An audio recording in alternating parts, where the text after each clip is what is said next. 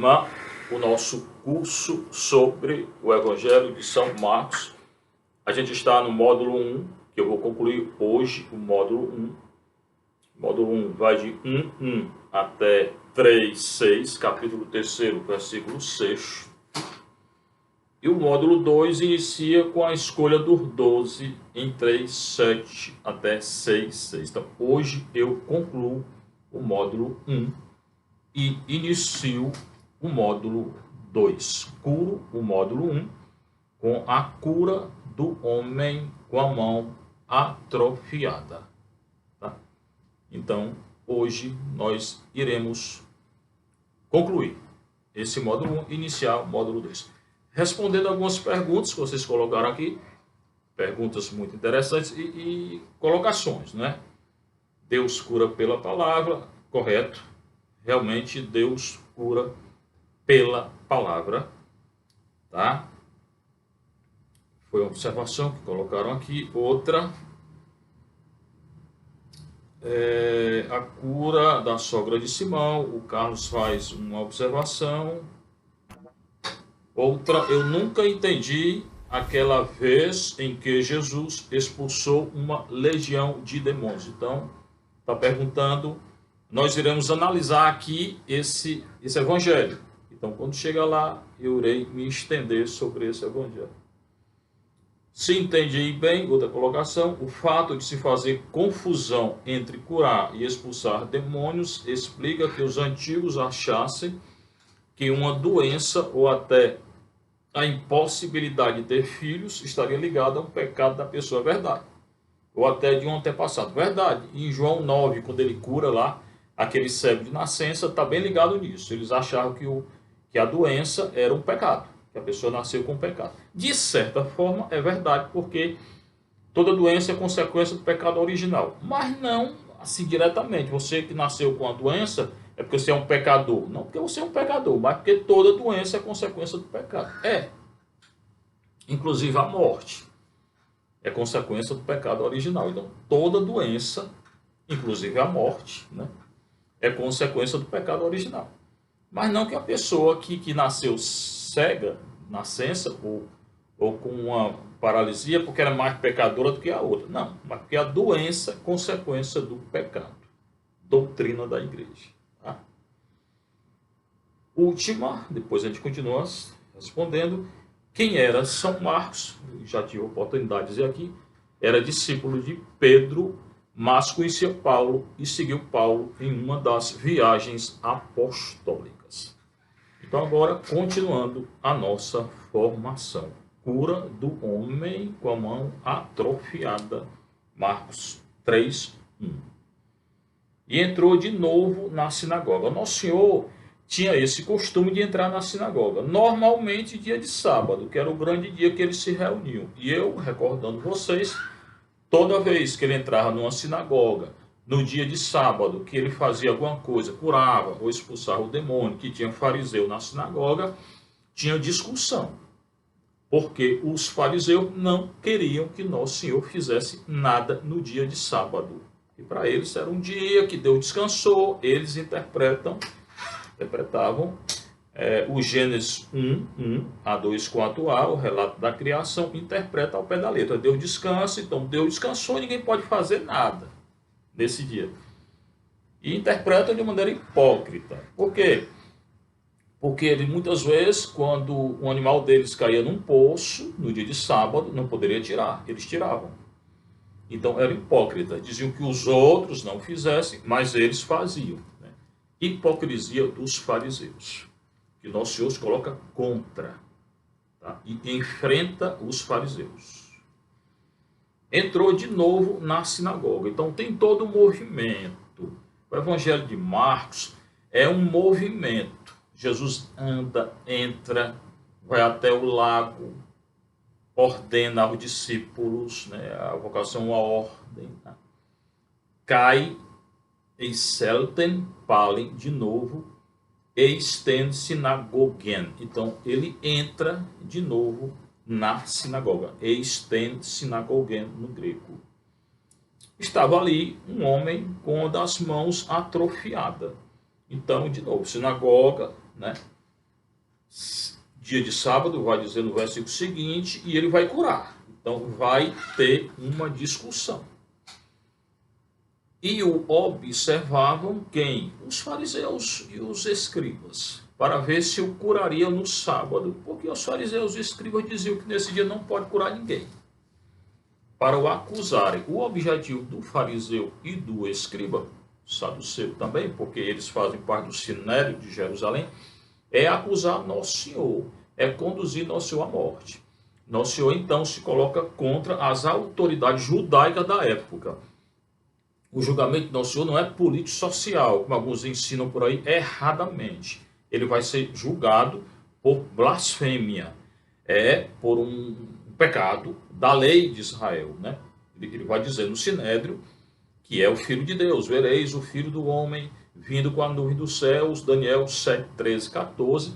Nessa hora, o sumo sacerdote rasga as vestes e o acusa de blasfêmia. Levítico, está lá no livro do Levítico.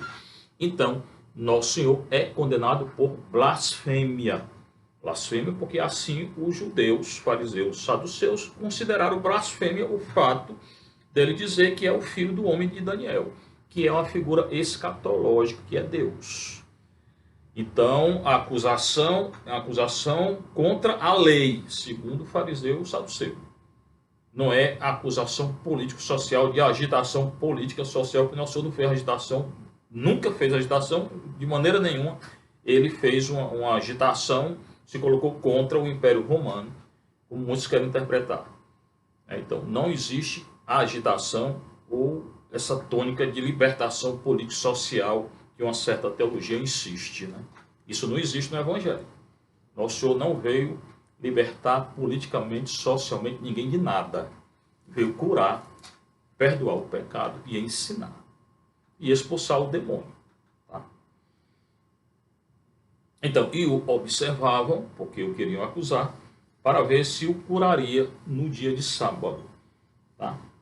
Queriam acusar Nosso Senhor. É muito claro aqui o Evangelho, né?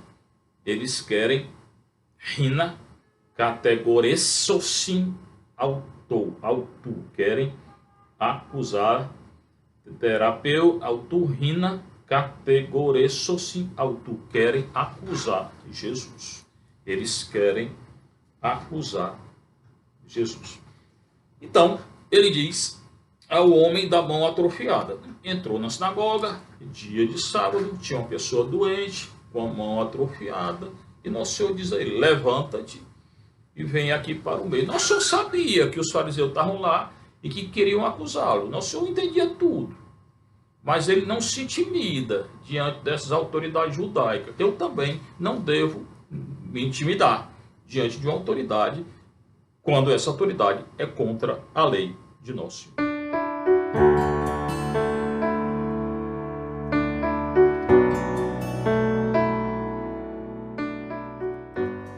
Não se intimidando diante da autoridade judaica, Nosso Senhor diz ao homem doente com a mão atrofiada, levanta-te e vem aqui para o meio, bem no meio, para que todos vejam o que é que ele irá fazer. E pergunta a todos que estão ali, é permitido no sábado fazer o bem ou fazer o mal? Os fariseus queriam acusá-lo de fazer algo no dia de sábado. Ele disse, então, não posso fazer o bem não? Nesse dia eu não posso fazer o bem, não posso curar ninguém. É permitido no sábado fazer o bem ou fazer o mal. Jesus faz o bem, os fariseus o mal, porque interpretam mal a lei. A questão da interpretação da Sagrada Escritura é muito importante. Cuidado quando a gente interpreta a Sagrada Escritura. A gente tem que interpretar corretamente. Para um bom estudo, tem que, aquele que quer se especializar, estudar o grego, o hebraico, o aramaico. Eu fiz isso para interpretar corretamente. A Escritura, o Evangelho foi escrito em grego, então eu tenho que partir do texto grego quando eu estou analisando o texto. Não posso analisar do jeito que eu quero. Não posso ver libertação político-social em todo canto, porque não existe. Isso é a interpretação errada da Sagrada Escritura. É permitido no dia de sábado fazer o bem ou fazer o mal, salvar a vida ou matar. Então, eu não posso salvar ninguém não nesse dia. Eu não posso fazer o bem não. Quem é que disse que eu não posso? É o fariseu, que não entende nada. que faz uma interpretação errada, errônea, interpreta ao pé da letra, e que é hipócrita, porque ele diz não pode fazer nada nesse dia, e eles faziam. Então eram hipócritas. Eles, porém, se calaram. Então, não sou então, não posso fazer nada não. Não posso curar não hoje. E eles só olhavam, observavam, ficavam calados. E não tem autoridade, né? Não tinham mesmo autoridade, eram hipócritas. Não é? Repassando então sobre eles um olhar de indignação, não, o Senhor se indignava. Recorde aquele texto lá, quando ele entra no templo, né, que tem vendedores, e a casa de Deus é uma casa de oração, e isso fica bem claro, casa de oração, ele expulsou todos de lá. Então esses mercadores de política, de ideias políticas, que colocam as ideias políticas sociais no Evangelho, tem que ser expulso, porque eles estão interpretando de maneira errada o Evangelho. Então ele sente indignação, se indigna contra isso, por causa do zelo pela casa de Deus. E eu também tenho que fazer a mesma coisa, eu não posso aceitar qualquer interpretação. Interpretação, quando não é correta, eu não aceito. A pessoa tem que fundamentar a interpretação. A grande questão aqui é interpretar a Sagrada Escritura de maneira correta. O sentido dela é religioso, tá? Não é político-social. Repassando então sobre eles um olhar de indignação, não só se indigna, e entristecido pela dureza do coração deles, diz ao homem com a mão atrofiada, estende a mão. De novo, aqui é uma cura, diferente da expulsão do demônio.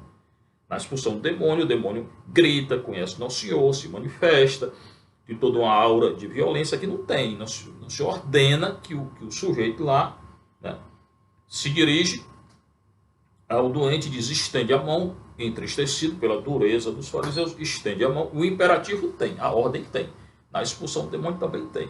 Mas o clima é completamente diferente. Estende a mão, ele a estendeu e a sua mão está curada. Então, aqui, Nosso Senhor cura pela palavra, ele manda, ele ordena ao homem que estenda a mão. E no momento que ele estendeu a mão ficou curada. Então, a cura vem por uma ordem, pela palavra de Nosso Senhor. Isso fica bem claro que é uma característica da cura. Tá? Diferente da expulsão, que também tem ordem, mas tem todo o clima de violência que o demônio conhece, Nosso Senhor. Ele a estendeu e sua mão estava curada.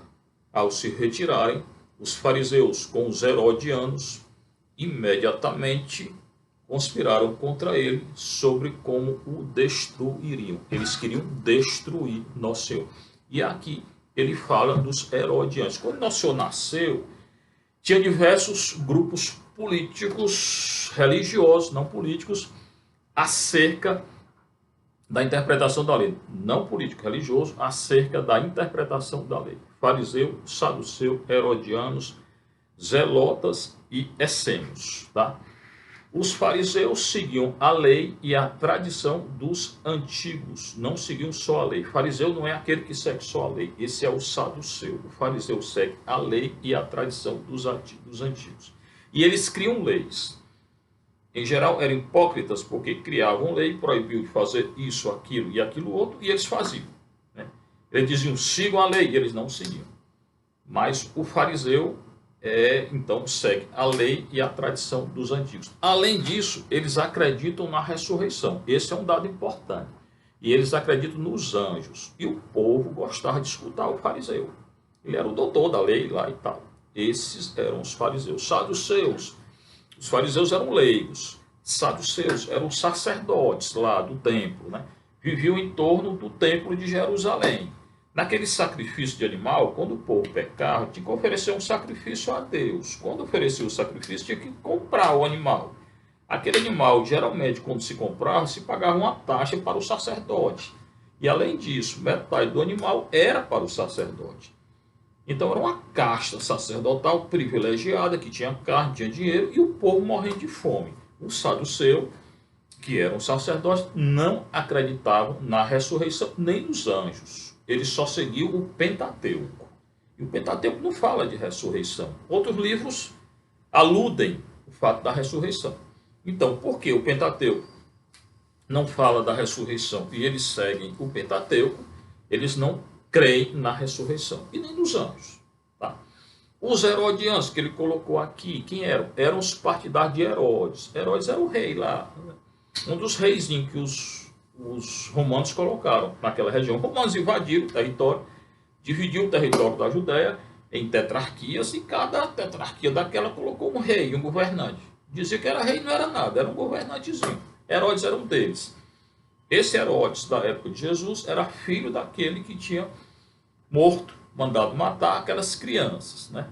Quando Jesus nasce, ele tem medo lá, que Jesus fosse dominar, falaram que era o rei de Israel que ia nascer. Ele, com muito medo, mandou matar as crianças quando o Senhor nasce. Lá em Belém, aquela história. Aquele era o pai desse aqui. Esse aqui vai mandar matar João Batista. Aquele mata as crianças, esse mata o profeta João Batista.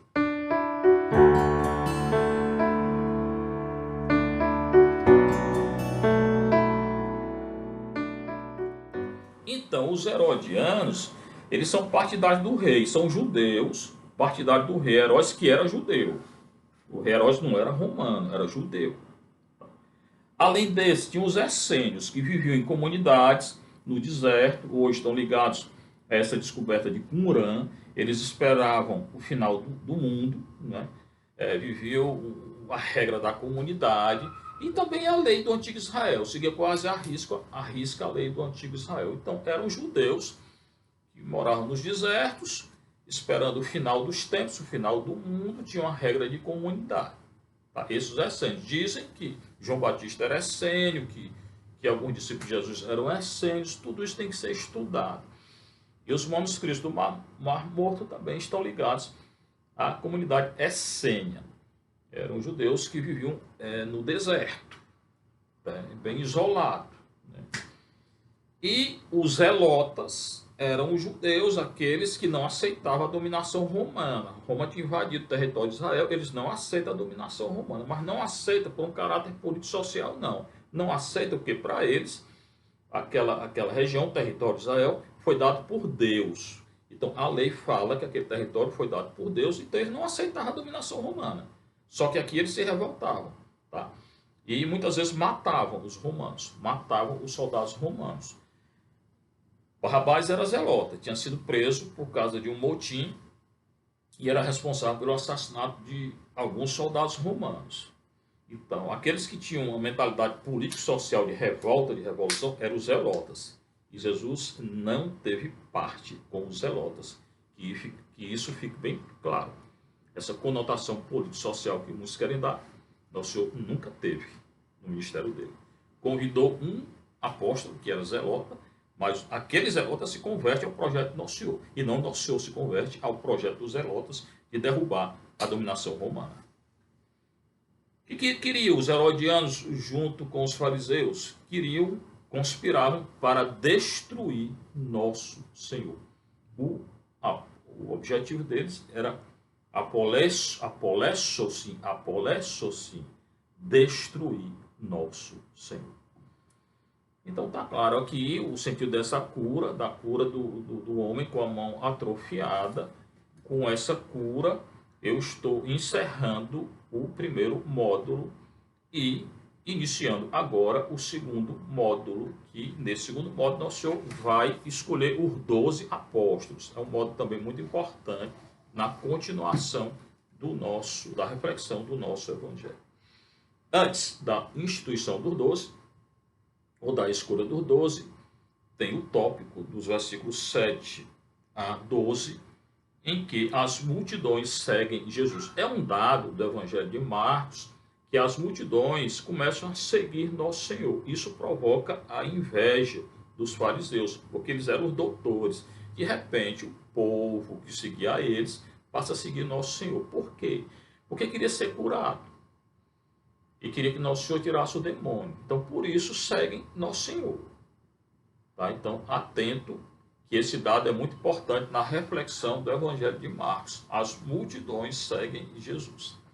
Versículo 7, início do segundo módulo. Jesus retirou-se com seus discípulos a caminho do mar. Então, de novo, ele vai em torno do lago de Genezaré. Eles chamam de mar porque é um lago muito grande, enorme até, né? Lá onde Nosso Senhor andou na tempestade, nós iremos analisar esse texto. Então ele retorna ao mar da Galileia, ou lago de Genezaré.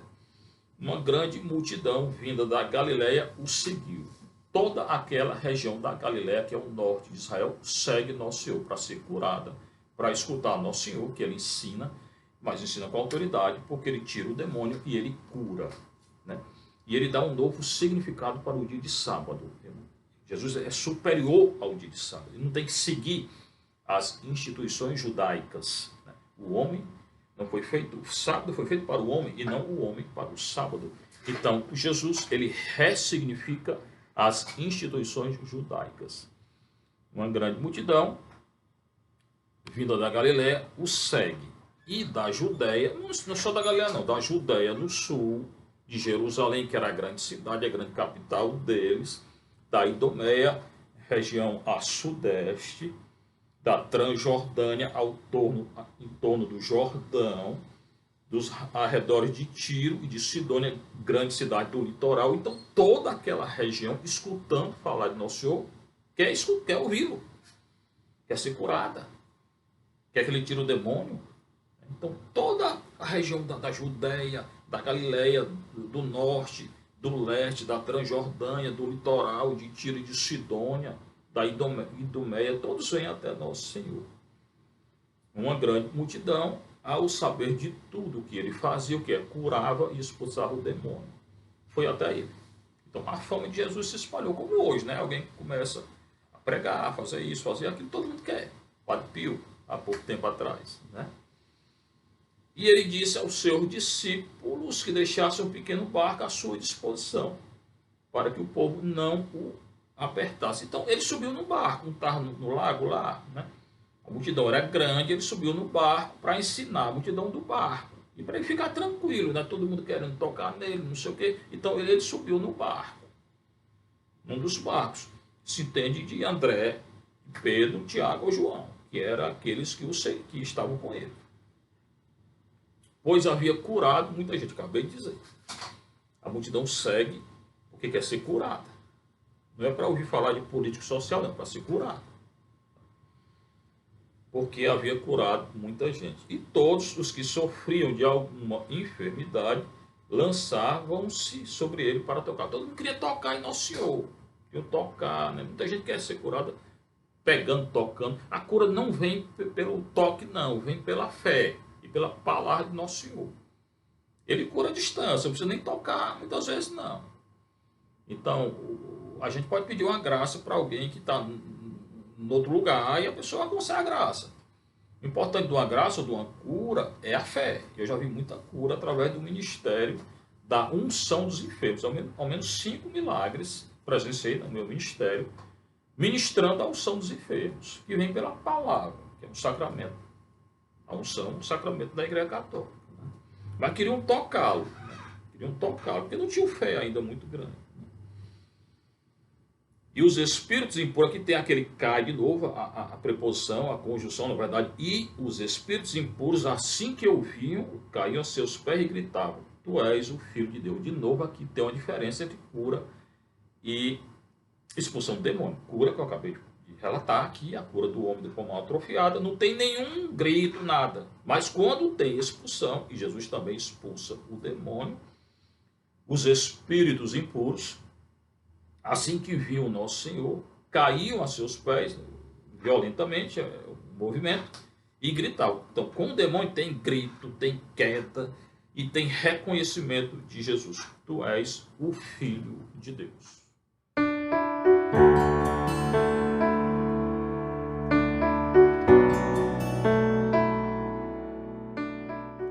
Então, irmão, irmã, nunca confundir a cura física com a expulsão do demônio. A expulsão tem todo esse movimento de violência e os espíritos impuros, eles conhecem, eles reconhecem Nosso Senhor. E isso fica bem claro. Tá? Não é a mesma coisa cura e expulsão de demônio, não. Como alguns teólogos gostam de dizer, é tudo doença, né? A expulsão é epilepsia. Não tem nada de epilepsia aqui, não. Não é doença, não. O verbo para curar é um, o verbo para expulsar o demônio é outro. E na expulsão tem todo esse clima de violência, né? Quem ensina que é tudo igual está ensinando de maneira errada, não correta, não de acordo com o texto grego. E ele os conjurava severamente para que não o tornassem manifesto. E Jesus impede os demônios que digam que ele é o Filho de Deus, porque não tinha chegado a hora dele. Se eles começam a dizer que Jesus é o Filho de Deus, os fariseus vêm e o matam agora, quando ele está no início do ministério dele. Então é o segredo, Jesus quer esse segredo, não fale, não fale, mas eles falavam. O demônio gritava e os que eram curados anunciavam. Por isso que Jesus teve pouco tempo para anunciar o reino dele. Na verdade, 3 anos e meio, proclamando o reino de Deus, porque depois realmente vieram os fariseus junto com os saduceus, o prenderam e o condenaram à morte. Então aqui ele severamente ele manda ficar calado, mas ele não segue Nosso Senhor, né? Eles não ficam calados. O demônio não obedece ninguém, né? Ele é expulso, né? Obedece assim, Nosso Senhor manda ele sair dele. Nosso Senhor tem toda a autoridade. E aqueles que são ministeriados em exorcismo e que têm autorização do bispo também podem fazer o exorcismo. Então, o demônio existe? Sim. Anjo existe? Sim. De acordo com a Sagrada Escritura, sim. Você pode negar a existência? Não. É muito claro. Agora eu vou entrar no relato da instituição dos 12 apóstolos. Está lá em Marcos 13 e seguintes. É muito importante esse relato. Então, muita atenção. Depois subiu a montanha. Nosso Senhor, em Marcos e no Sinótico, quando ele tem alguma coisa importante para fazer, antes ele vai a uma montanha. Muito interessante ver isso. Cai, Ró e Jesus, metaton, mateton, autu, anehorensen, prostentalas. Isso aqui é o relato do mar lá que eu falei. E que ele expulsa o demônio, tá? Mas, então no 13, que é que eu estou iniciando, cai, anabainei,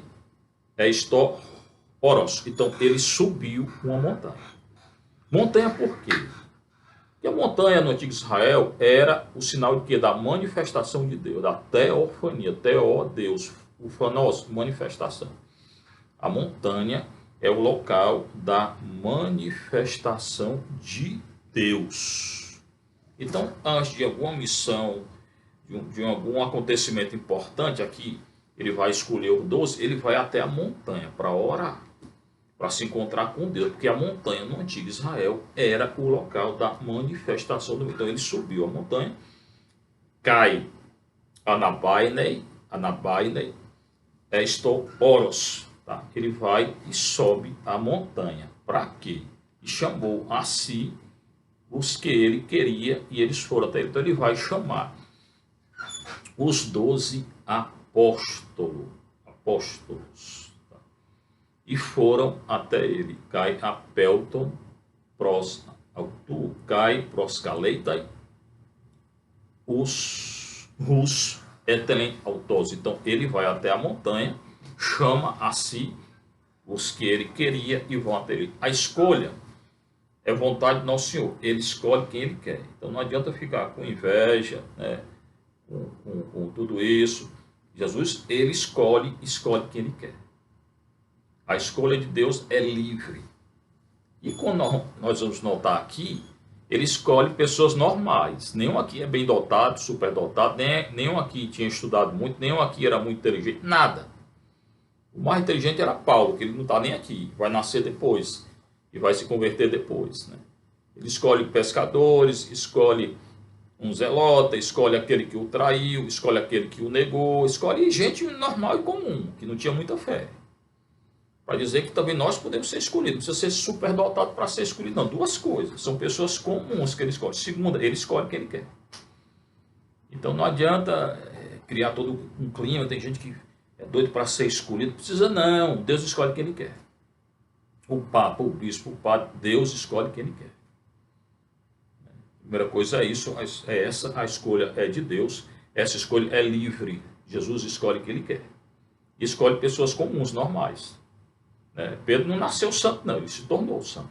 Pedro, e depois Paulo, e todos eles aqui, Tiago, João, todos eles. Tomé, Mateus, todos eles. Nenhum nasceu santo, não. Eram pessoas comuns, pecadoras, que depois vão se converter. e constituiu 12. Por que 12? Porque 12 são as tribos de Israel. E Jesus, então, agora está criando o novo Israel, que é a Igreja Católica Apostólica Romana, que nasce das 12 tribos de Israel, com 12 apóstolos. 12 é um número perfeito na religião judaica. 12 tribos de Israel. 12 apóstolos. Depois se torna 11, porque Judas se suicidou, e depois ele escolhe Matias, que toma o lugar do Judas. Então a igreja nasce a partir desses 12 apóstolos. Muito importante não esquecer isso. 12 tribos de Israel. A igreja é o novo Israel. Paulo vai dizer isso em Gálatas. Paz ao Israel de Deus. Né? E para que ele constitui? Para quê? Para que ficassem com ele. Para enviá-los a pregar. Apóstolo é aquele que é enviado em missão. A palavra apóstolo, sheliach, shalar, enviar, são aqueles que são enviados em missão.